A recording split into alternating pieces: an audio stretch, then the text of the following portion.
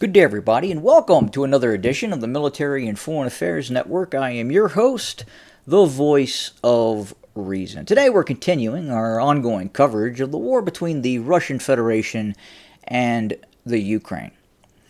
Now, we're going to start today again in the Kursk region. Now, I have observed in the comment section that I am attempting, or we here at the Military and Foreign Affairs Network, is attempting to spin the Ukrainian offensive, the Ukrainian incursion, in a way that would tend to support the Russians. Now look, we are just comparing and contrasting and trying to give you, the viewer, the most accurate news about the ongoing fighting that is taking place. So first, you have to understand and you have to look very closely at what the Ukrainians are doing and why the Ukrainians are doing it. The Ukrainians have launched this operation for two purposes.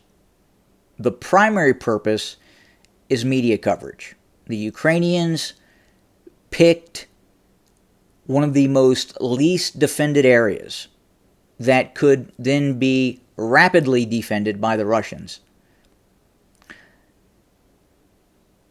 At the same time, the area that the Ukrainians have moved into is not heavily urbanized. These are open fields with very few mid-sized towns. The only real town is due east, which is the city of Kursk itself. Now look, if we see the Ukrainian advance move into Kursk and seize control of Kursk, or even seize control of the power plant that is on the outskirts of Kursk, we're going to have to reassess what's happening on the ground, obviously.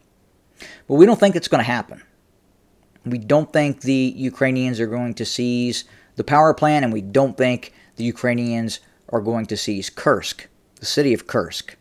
Now look, if that happens, I will be the first one to make a video and discuss that and have a closer look at Russian capabilities, or in what would be a lack of capability if the Ukrainians indeed were able to take the city of Kursk.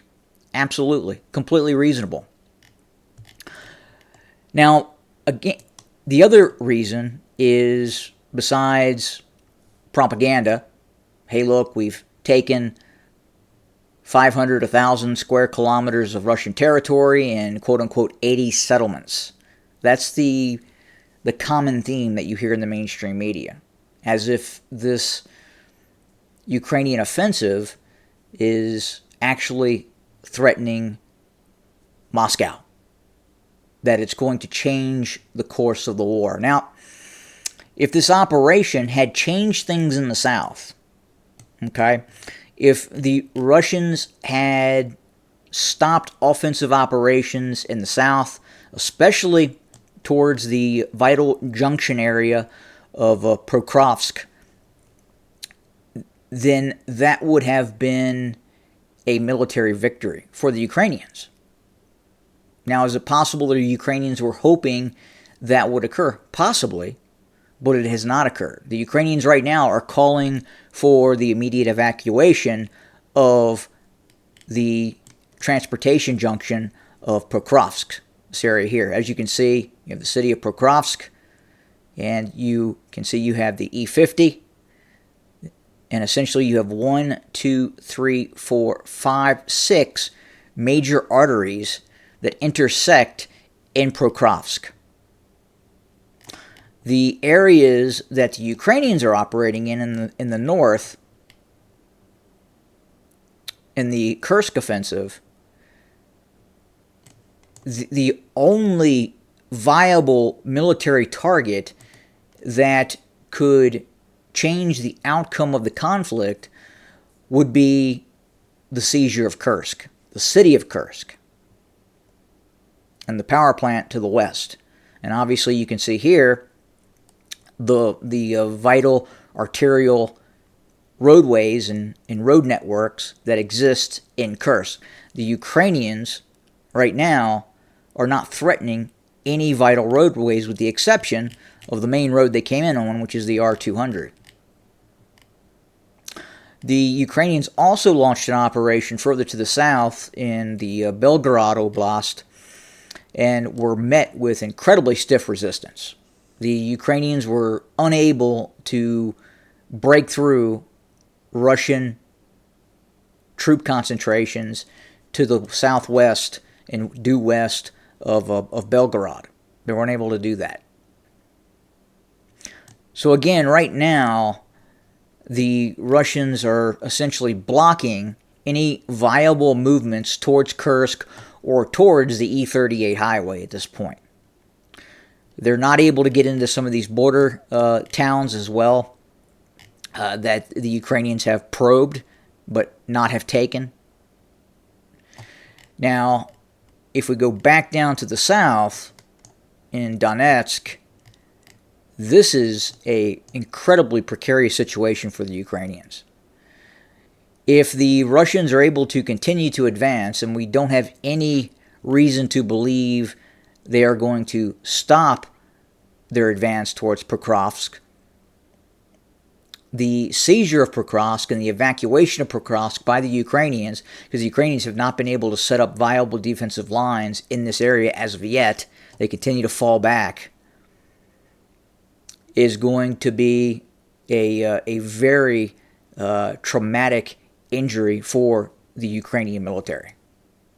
And we could see the Russian military then pivot possibly to the north, enveloping Ukrainian forces that are in between Chasiv Yar and Prokrovsk, this area here. We also have operations continuing just south near Volhodar, south of Donetsk, southwest of Donetsk, so to speak.